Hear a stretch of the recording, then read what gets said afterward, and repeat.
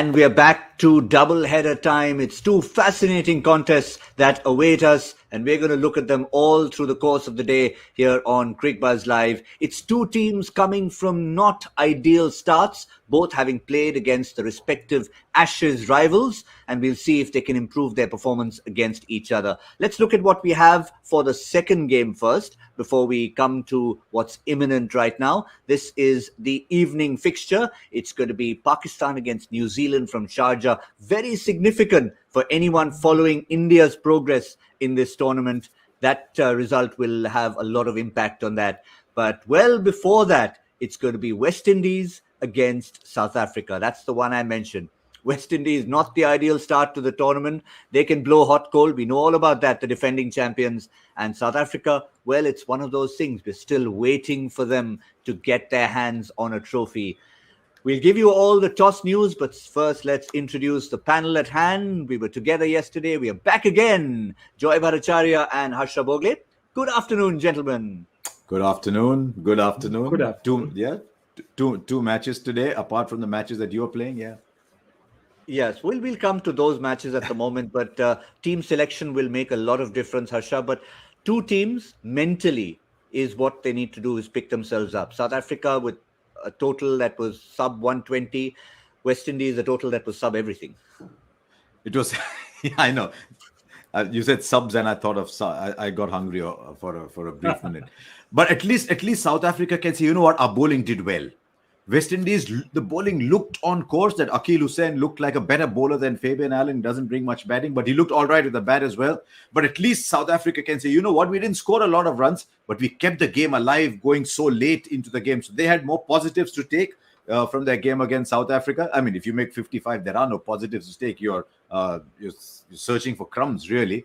But with the West Indies, somehow you think there's so much pedigree there among certain players that if they get it right on a good surface, then they might be able to put runs on the board. But Joy, volatile is one word that comes to mind for the West Indies. They can be explosive, but that explosion can also happen in a matter of 5 overs, and therefore game over. Yeah, absolutely. I mean, but also what, Phil Simmons, if you see what he said before the game, he said, this is how we play. But there's one point out there. If you see how they got out, they all got out going for big shots. So the one thing that they'll tell themselves is, there's the style in which we have played the cricket has always been the style in which we play our cricket. And they've won 2 World Cups doing this. My only problem is that I think what they'll talk about is game situation. And when you're suddenly 15 for 3, you don't play the same shots that you play if you're 15 for no loss. And I think that's what Phil will tell his players. I don't think they'll really curb the way they play, because you can't change. You picked a team in a particular way, and normally they bat deep enough for it not to be an issue. If you notice, even Mumbai Indians are 5-time champions of the IPL tournament. Every once in a while you see Mumbai Indians completely implode, because they're also built on a certain style of play where they all go for it, and 1 time out of 10 it won't come off. But most of the time they say that some of these guys will come off. So I think every team has to back their basic temperament. Well, we know that the West Indies are going to be batting first. That's the first toss news. South Africans have won the toss. They've asked the West Indies to bat first, and that's the first real gauntlet that they've laid down, because after that 55 all out, they'll need to regroup and see what is the kind of total we can put on the board. Big news, Harsha, coming in. Quinton de Kock has made himself unavailable for personal reasons. That could be a big blow for South Africa, given how much he brings to the table. This personal reasons is a Pandora's box. You don't know what lies inside. So you don't know if personal reasons are because he doesn't like the bubble anymore. It's depression. It's mental health reasons. You don't know what it is, or maybe there's something else brewing. But personal reasons is a very it's very provocative almost, in a sense. So I mean, if it's something to do with his health, you wish him well. But it is a huge factor, because when the West Indies played South Africa recently, he was one of the only people scoring runs, right? He got 3 half centuries. I think there you go. Even at a very good strike rate, 133, average 50. So this is a huge blow for South Africa, just going, before the ball is bowled. Certainly is, Joy. And one of the reasons being, we briefly touched upon it yesterday, Faf du Plessis, AB de Villiers, Chris Morris, they're not there. That's where you want someone like a Quinton de Kock to step up. We've seen him in the IPL, and of course we've seen him for South Africa as an impact player. Yeah, I mean, and add Imran Tahir to that list. Four of your most experienced players are not there. They're not perform. They're not there to perform. And given the kind of turmoil South African cricket is in right now, you fear when you hear words like personal reasons, because you really don't know. Is it something? Most of the time, when the personal reason actually has to do with family, the news normally gets to you. So when you haven't heard something like that, I mean, you're always a bit tentative about what's going on out there. That can be, I mean, that could be a very interesting dressing room at this point in time if you were a fly in the wall out there. But good luck to them. I mean, it's not an easy one to do. Reza Hendricks is in, and look, you will get a replacement in, but you don't really replace Quinton de Kock in that side. He's by He's a far good player, the most though. consistent batsman. Yeah. Yeah, he's a good player, Reza Hendricks. Reza Hendricks not a bad player. And these days, every playing 11 has 2 wicket keepers in it, right? So Heinrich Klaasen Or more, Harsha, or more. Or more in most cases, yeah. Most teams are playing 3 people who can keep wickets. So Klaasen can keep wickets straight away. So they won't miss that much. It's a good bowling lineup. They'll have to find ways of playing Pretorius in between. Though I think today, don't be surprised if you see Aiden Markram bowling 2 or 3 overs. Given the number of left-handers up there, he's bowled a couple of overs in the power play in the past. So don't be surprised if you see a lot more of Aiden Markram today, and him and Pretorius doubling in as the 6th bowler.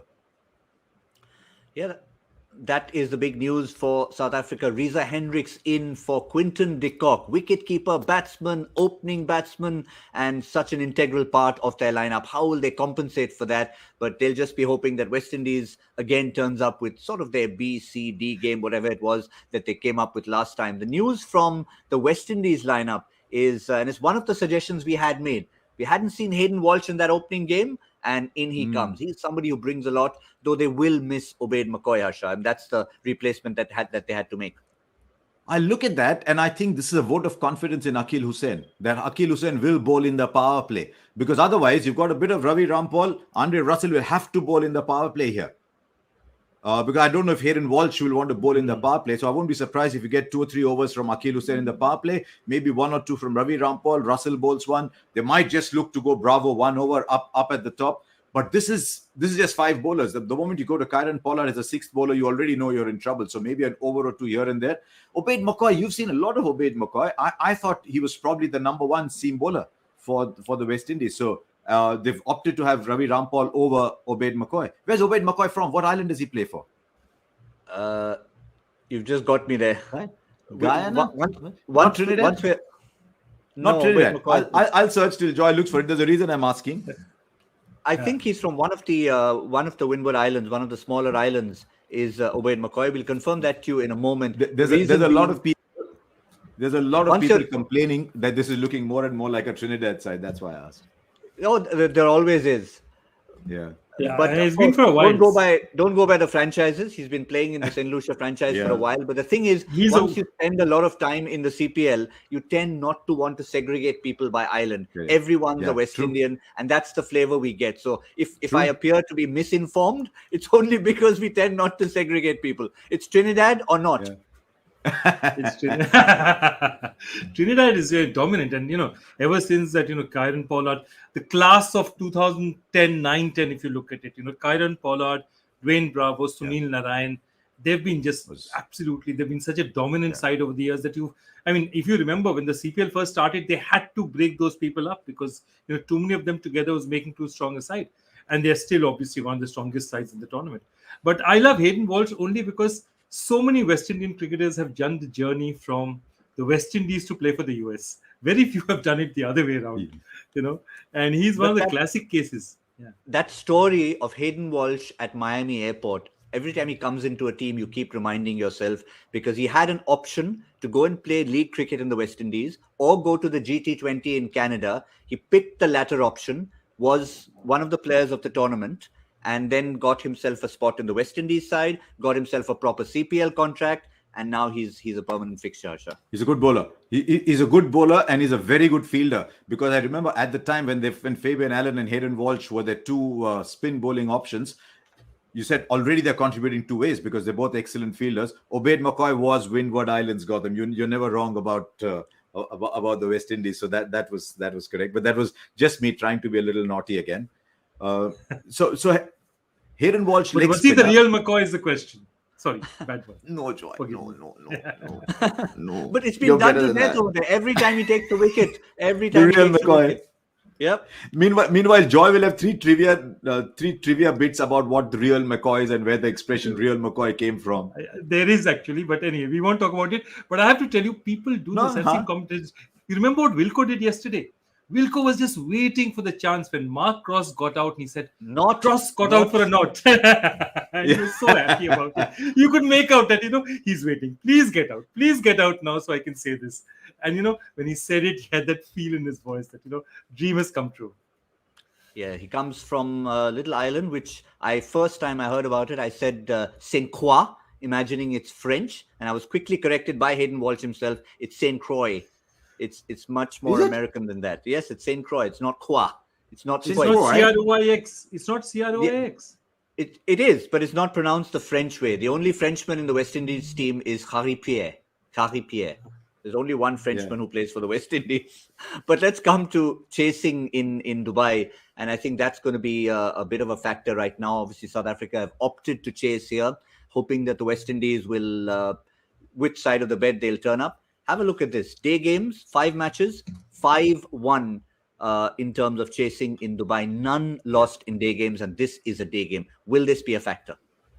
It will if you choose to look upon it that way, because really every T20 game is a new game. You see if there's a reason that the chasing team has won most often, because you'd imagine with the sun beating down on it, maybe the team batting second, it'll get a little slower, maybe it'll grip a little bit, because even though it's just started to turn the tide with the summer in Abu Dhabi, the afternoon in Dubai, the afternoon games are still very, very hot. So, and there's no dew in the afternoon game. So there must be another reason. It could be that the tracks are, to use the most favorite expression with pitch reports these days, a little tacky at the start. And so batsmen are not very sure. You get into the game very early. It could be that, or it could be just that on a good surface, chasing is always easier because the team batting first is not sure how much is a good surface. For example, the same game that Pakistan played against India, they're batting first. They're starting to get worried because well past the halfway mark, they were only going at 6.5 and over.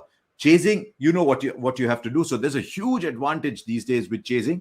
What I found interesting in the numbers was when you play day-night games, you'd imagine that chasing would win more games. Cannot win even more because no one's lost there. You'd imagine that, but you get different figures when they're chasing, and we're all worried about the dew. But I think if the West Indies they need to put a good 175, 180 on the board. The West Indies put 175, 180 on the board. It's tough for South Africa to chase. But the average scores, interestingly, differ by quite a bit. Day game average first innings total is 145, and the day-night game is 170. So that just shows whether or not it's coming on to the bat better. You'd imagine afternoon conditions should be good for batting, tacky or not. Yeah, but there are lots of I've seen the stats. Sometimes these stats don't tell you the true story because it's like Kolkata. If you see the Kolkata pitch before 2015, when they sort of relayed it and did a lot of things, it was 135, 140 was the norm. So at some point in time, one curator has done a very different job on it, and those numbers could have changed very dramatically. So that's why I'm not completely convinced by numbers that you see across this. For me, I think Harsha said it best. This is a schizophrenic pitch. 150 has been chased easily, and people have got shot out for very low scores as well. So which pitch is going to turn up today is just as important as how the West Indies turn up today. Also, I'll be interested in seeing how West Indies play spin, because you've got a very orthodox classical left arm spin bowler. For a long time, South Africa didn't play Keshav Maharaj in T20 cricket, and since he's come in, he's taken to T20 cricket almost like he was ordained to be, with names like Keshav and Maharaj, or you're always ordained to do things. So it's almost like he was ordained to play. But now he's playing against a team that's chock-a-block with left-handers, and he's the classical left-arm spinner. So I'd like to see 2 matchups. I'd like to see how the left-arm spinner goes against the top left-hand batsman, and I'd like to see if they started reading Tabrez Shamsi better, because they weren't reading him the last time those two teams played. Yeah, that could be certainly a factor. Wrist spin against the West Indies, even after they've discovered Hayden Walsh and a couple of other wrist spinners, has always been a problem for them. Have a look at Shamsi against the West Indies in 2021, and also look at the names on the right. We saw the other day Andre Russell, among others, getting out to Adil Rashid. So wrist spin has always been a bit of a nemesis, Harsha, for them. Yes. It has, and I think it's largely because they didn't get too much of it, even though they always had. They had these leg spinners, but they never worked these classical leg spinners. You remember Devendra Bishu, Dhanraj. You had Sam Dhanraj, Badri. right? Yeah, but Badri also was more a skidder. But even Exactly. if you go a little So not yeah, classical. Very few of them even turned if you it go really before quickly. Badri, yeah, they were never those big leggies. And we even saw during the IPL that the moment there's a good wrist spinner, because the West Indies tend to play static, the one player who plays it well actually is Pollard, simply because he just goes through with the swing and the boundaries were not intended for him in the first place. Uh, he got out the other day though against a leggy trying to clear long on. But that is the one contest I'm looking to. Will they go after Keshav Maharaj early? And if they do get a start, how do South Africa manage the death? Because if you notice, Gautam, the other day, they bowled out Rabada early. Rabada's last few overs, he tends to go for a lot of runs, but it left them with Pretorius.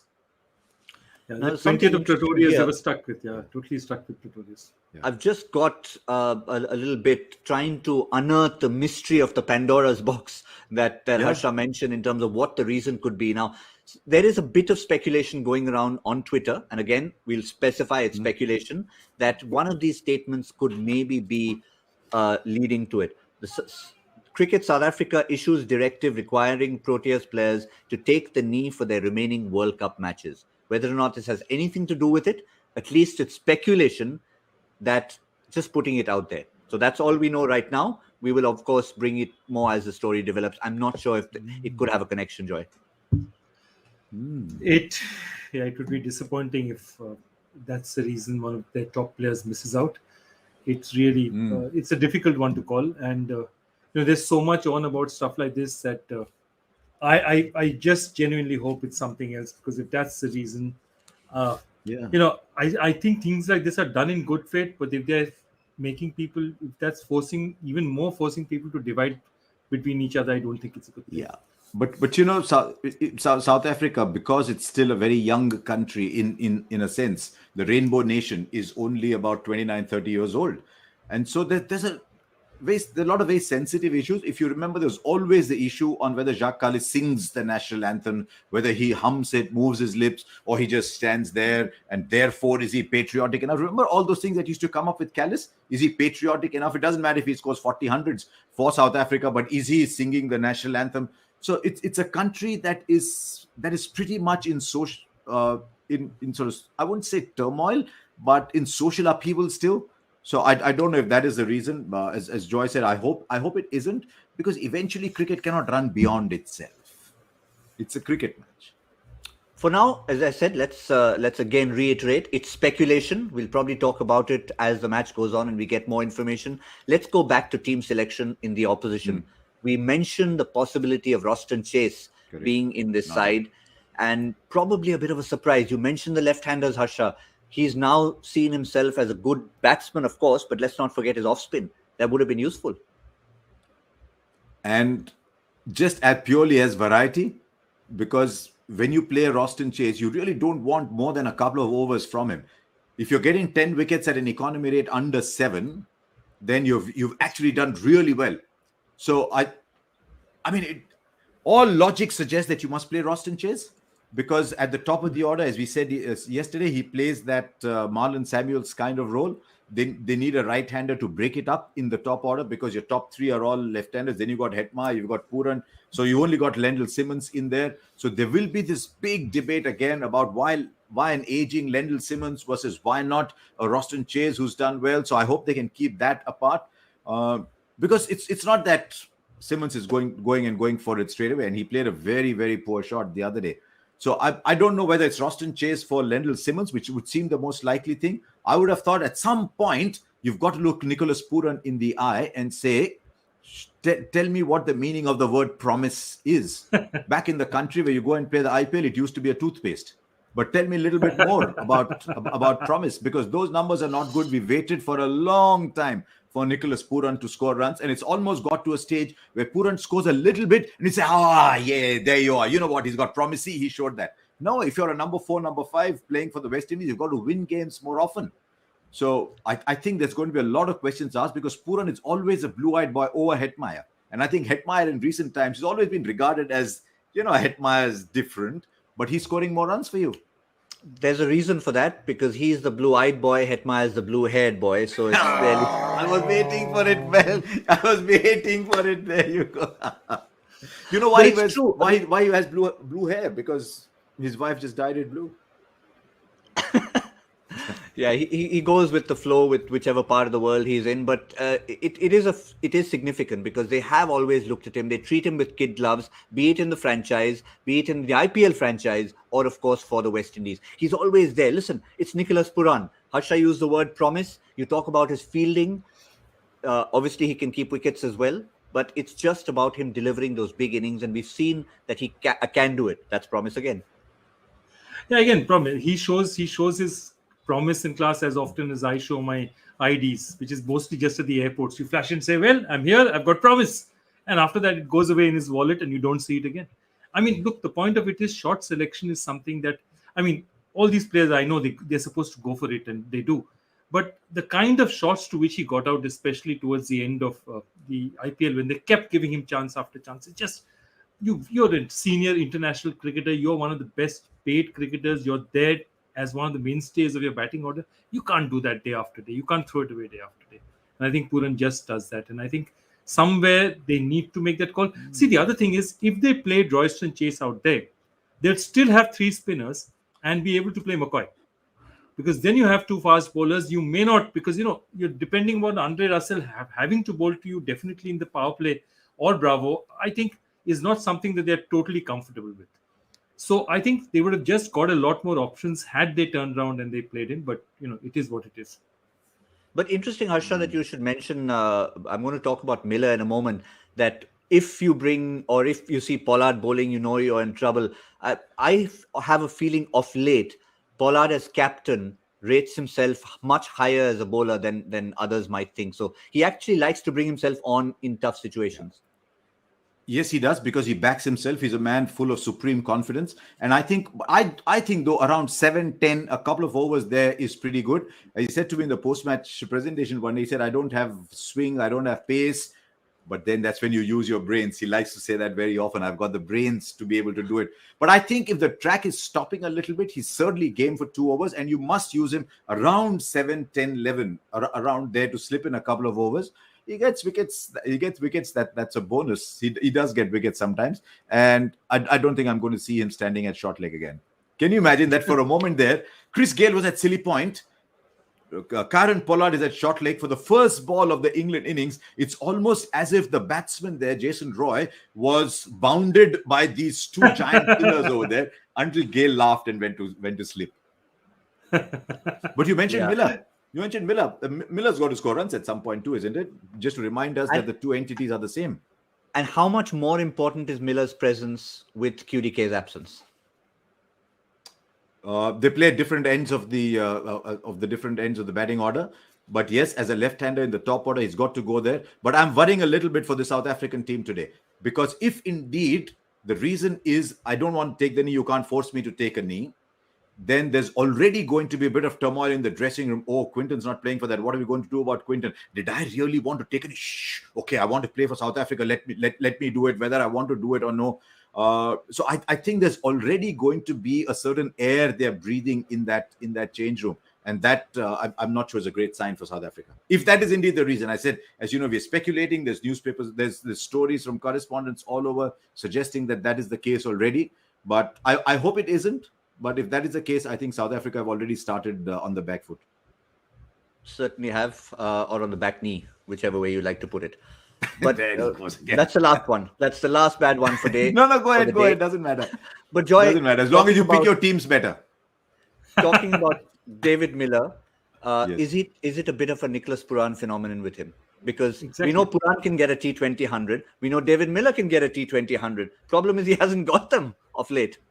Yeah, he's just. I mean, David Miller. It's not 1 year. I mean, really, you've been waiting for David Miller since 2015-16. I mean, if you remember the time when George Bailey as a captain in Punjab was basically he couldn't play because David Miller was playing so well. You couldn't afford not to play him and Maxwell and the fast bowlers.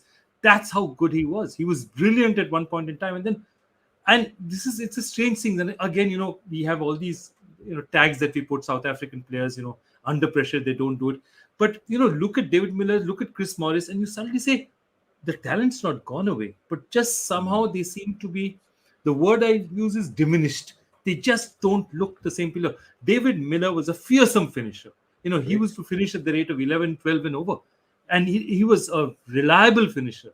And they need to find that David Miller. And I really don't know what they need to do to find him there. Sometimes, and I'm hoping if that's the case, that sometimes when there's a lot of chaos, sometimes players just come charged up and say, okay, let me just play the game. And I really hope it works that way for South Africa today, because they need something. In times like this, they need something to give their fans back. Yeah, but that David Miller joy was 7-8 years ago. I remember a game at the Wankhede Stadium when I think he would have been Kings. I think Kings needed 80 odd from 5 or 6 overs.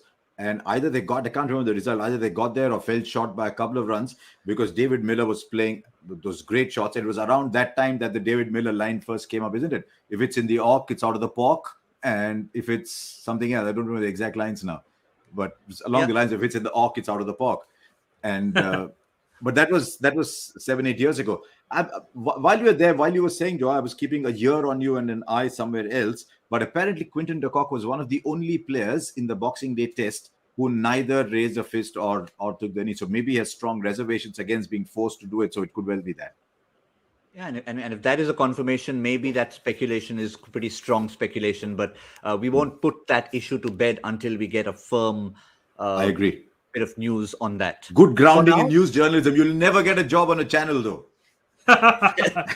not in this. Not currently. No. Yeah. Not currently. Fair enough. But the only thing we do have a firm grounding with is knowing that we now are going to start a Hall of Fame, remember, with all our Joy Factor questions. So once you do answer a few of them, you may end up finding that you'll get an honorable mention, but we want more and more of you to get it. Just because you answer it 2 seconds later, you should still be part of that Hall of Fame. Joy, what's on the anvil today? This is it's an interesting one. I just like it. In which list for Indian players, okay, and I'll make it easier for you, Indian one-day international players, is Sairaj Bhattacharjya in first place with 196, Parthiv Patel and Amit Mishra in second and third place respectively. It's fascinating. So we have, it's just more, when you think it could be an immediate bowling list, you've got Parthiv Patel in there. There's things to think of. The hint is Joy, thinking of their I've never careers. seen someone so happy with his own question, and the fact that two others are struggling to try and find the pattern in there. And there's Joy. Look at that. Joy just smile a little wider. It might go from year to year. It'll go from end of bookcase to end of bookcase. But that's the way we like it, Harsha. Trust me, I'm very disappointed when Joy gives an easy half volley that anyone can put away. So we don't like those Joy questions. We like these ones. We like the ones that make the grey cells go. And the other area where we've maybe not done as well, but today it's going to be interesting. 55. What do they get from 55? 140 average score batting first in the daytime in Dubai. So are we going to take a score somewhere between that? Joy, you want to go first today? I'm going to go first. I've got a number in my mind. I'll stay with it. Go on. Okay, I'm going with Gavaskar's, one of my favorite innings, 166 he had scored. I think it was Kolkata. No, it wasn't Kolkata. 166. Kanpur. All right. He had a 166 in Australia towards one of his later centuries. Was a 166 in Australia, I think. I think so. Anyway, he's got 166. Yeah. Gautam? Definitely a bit lower. 150 even. I was going to say 162 and win. So 162. Okay. Fair 150 to 166. That's the window we've got. A huge improvement from the 55, but we won't go on about that because we know. Look, we're assuming that they'll play Shamsi well. Because if Shamsi is going to bowl 4 overs 20, it means the other 16 overs have to go for 140. Exactly. It means you go 9 and over against everybody else. And before we even end the show, one of the little calls that you made about Aiden Markram, we know he's definitely going to bowl at least 1 over because he's bowling the opening over. So we know what South Africa are thinking. Markram in to start with. West Indians trying to improve on their last game. That should really be a blip. South Africa with a little bit of probably mini controversy. No Quinton de Kock playing. Lots to talk about later. For now, we'll leave it at the show and remind you that 10th over, we'll see you on Cricbuzz Combox just in after time to thank Joy and Harsha. And we'll see you all in the 10th over and, of course, in the mid-innings. This is Cricbuzz Live.